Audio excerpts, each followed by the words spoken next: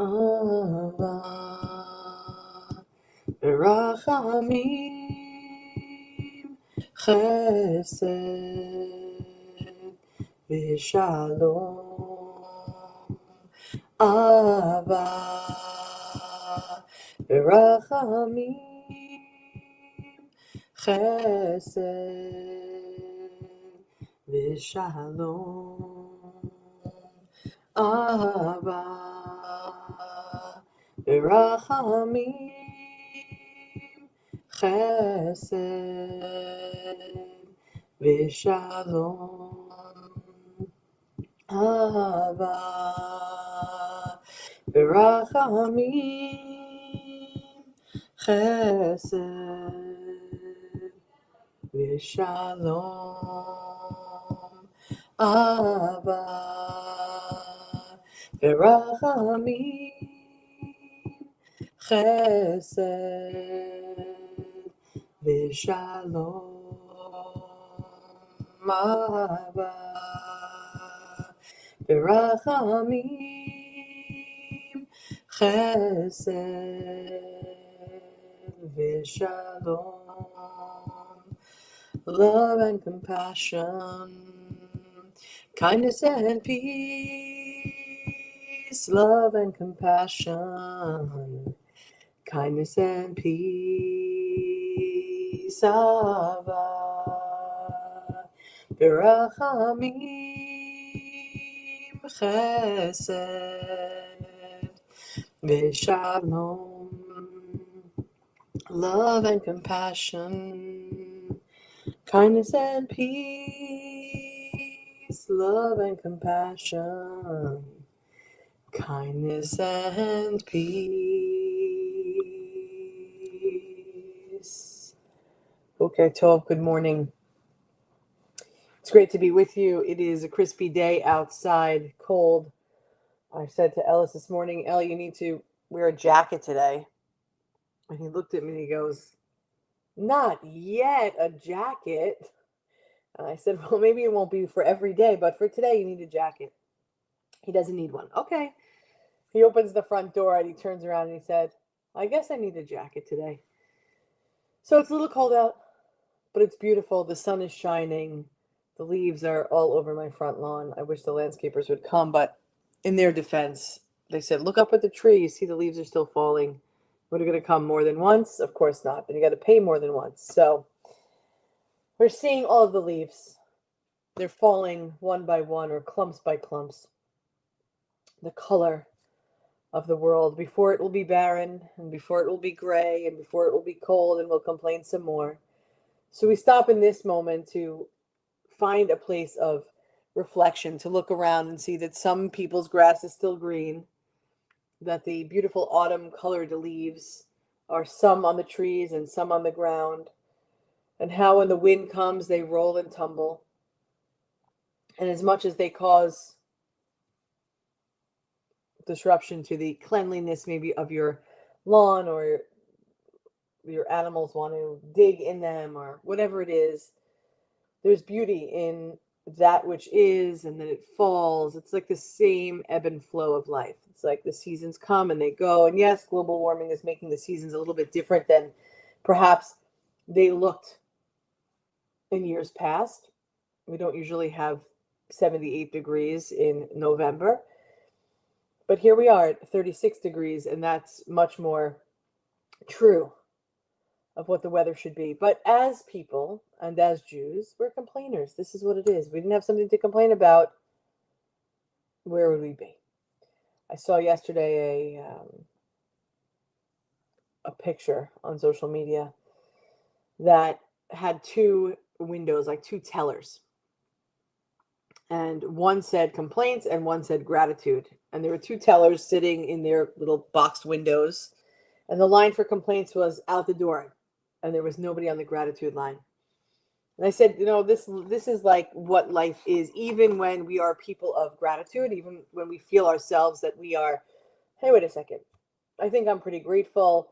I experience gratitude and I share it and I talk about it and I feel it. But when we measure the gratitude versus the complaining, even in a day, even in an hour's time, right? We're kind of like that picture. We're kind of like that, a long sea of people, lineup of people, and the complaints and the gratitude is less. But nevertheless, we have gratitude, and we have gratitude for being here. So Wisdom Wednesday comes with some piece of learning. Maybe we'll learn, maybe we know everything I have to share, but it's an opportunity for us to remember or recall, or maybe learn for the first time. So this week's Parsha, this week's learning is Vayera, which is about reflections and merit and obedience, but with complete trust. To be able to reflect the merit, the obedience, but to have complete trust. I don't know that any of us right this minute in today's climate, culture, feeling, unfolding, is feeling complete trust in anything. But let's leave that where it is, and let's touch on reflections. Let's reflect on what's happening in Torah time or Torah unfolding. So Abraham, first Avram, and he took on the Hey, which was for Hashem, when he decided to follow God. So Abraham, the first Jew, which we learned last week, is the first follower of the divine. And in his tent, he is in a place known as the Oaks of Mamre. Sarai, who's now Sarah, his wife, is in the tent fixing something up. So Abraham, or Avraham, is at the opening of the tent, and he sees three men, three strangers, and runs out to greet them and ask them to come close for water and for bread. Just prior to that, in the text, it says that God appeared to Abraham. So I'm a pretty friendly person, I would say. As Andrea used to say, we'd pull up at the supermarket. I had to run in and get something, or any store, anywhere. And she would say, promise you're not going to talk to anybody. Like, be quick. So I would say I'm definitely one of those greeters. I'm definitely an Abraham or Abraham. I'm definitely like, hey, I'm at the tent door. My door is open. Like, let's have a conversation. Maybe less now than it was before, but there. In today's world, we're not leaving our door open for anybody to come walking in. But imagine here we are. You are the first follower of the divine, and you are at your tent opening saying, hey, I see you. Come in, come in. So after researching and lots of commentary reading, there are many different takes on this stranger greeting, welcoming, being okay with the stranger. For the first time, the appearance of God was not a result of an act of worship, right? Usually it is God appeared because we were praying, because we were doing something that God said to do. But in this case, there was no altar built. There was nothing happening. No prayer services being held. No offerings were being presented. This was the worship. God appeared to Abraham in the face of three strangers. Were these three men messengers of God? The vehicle by which God appeared to him, to Abraham? Hospitality in this moment to strangers was in and of itself an act of worship. When people say, oh, temple, I can pray wherever it is, wherever I am, whenever I want, in any way I want. There's truth in those words, in those statements, in those declarations. Just like there is divine connection in hospitality. It's an act of worship. It's not the one, when we hear worship, we think we need to be in community, or at least connected to a community praying the words of ancient in the melodies of old and new. But how could that be? How could it be that hospitality to stranger in and of itself is an act of worship, or it became an act of worship? When we welcome the stranger, we are making room, or letting the human reflections of God in. Human connection allows us to reach beyond ourselves with faith. It is a form of worship. In fact, it is the essence of worship. Coming to synagogue, shul, services, getting in front of your computer, a phone, or iPad, or whatever you're using, and coming to a place where people are gathering, the temple, Beit Knesset, whatever word you want, whatever title you give it, allows for connection, reflection, and worship. For Abraham, perhaps those three strangers were placed where they could be seen, drawing Abraham toward them to strengthen his connection with God through this action of hospitality. The Talmud, the source of Jewish law, says hospitality to wayfarers, travelers, is greater than welcoming the divine presence. How could that be?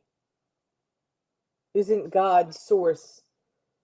Anything beyond that is less than. I mean, that's what the human mind would think.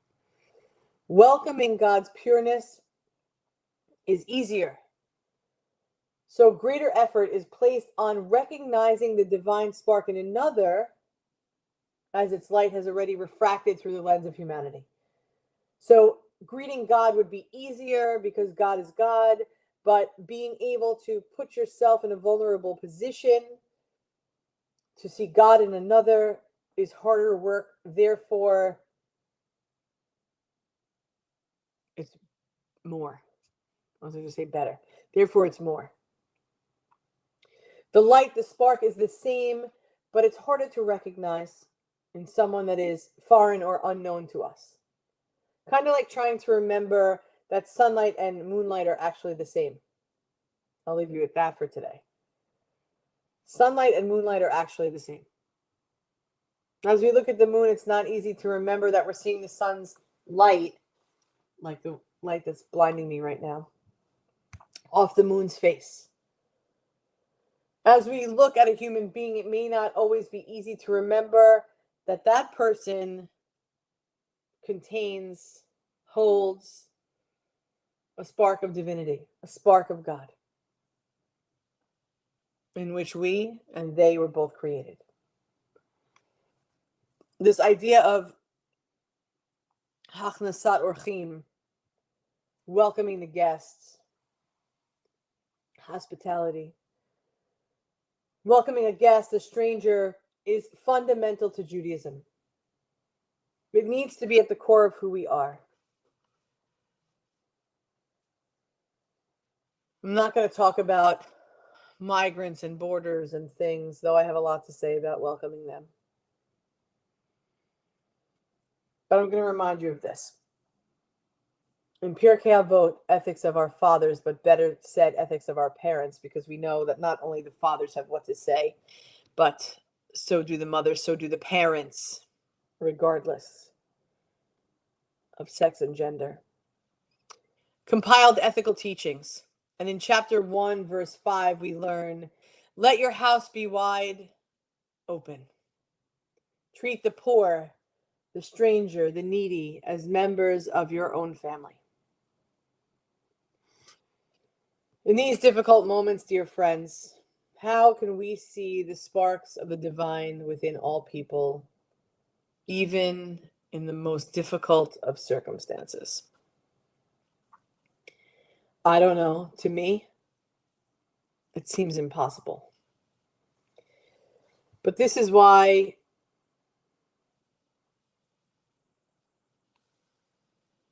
we're put here. This is why we continue to connect. Because we're here with vulnerability. To say, okay, well, that teaching is a great teaching, but how do I bring it forward in life? I can't just do what she's saying or what he's saying or what they're saying, because I come with my own stuff. But in our learning together, it opens opportunities, pathways, conversations to say, hold on, I'm in the difficulty right now. How can I open my heart? Maybe I'm not ready for it today, but I'll hold on to the teaching. I repeat again, how are we going to see the sparks of the divine within all people?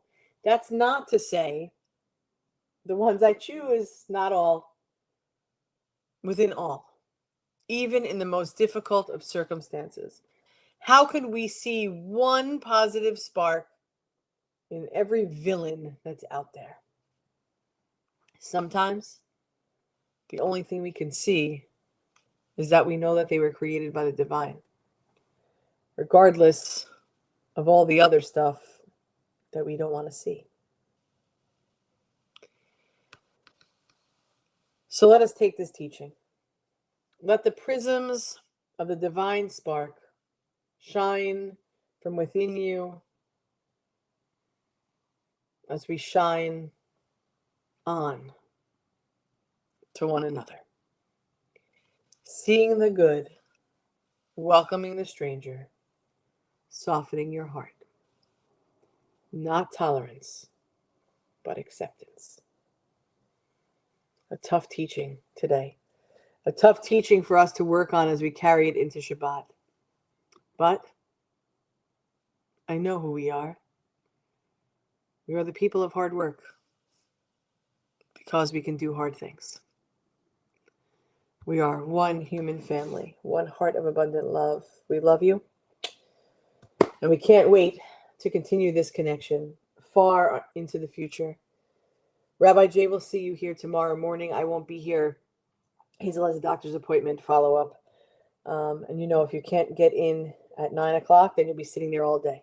So I will be there. Rabbi Jay will be here. I'll be back on Friday morning, and then we'll both be back Friday at 7 p.m. So let's continue to connect in ways that we can, and in ways in the world that we know are hard, but we show up for one another. Thank you for joining me, Janaba and Lita, Lisa, Linda, Fern. For anybody else that is here or those that will watch later, you are part of this beautiful community in which we have created a place for us to be ourselves and to show up no matter how we feel on any given day. Am Yisrael, Am Yisrael, Am Yisrael Chai. Am Yisrael, Am Yisrael, Am Yisrael Chai. Am Yisrael, Am Yisrael, Am Yisrael Chai. Am Yisrael, Am Yisrael, Am Yisrael Chai. Od Avinu Chai.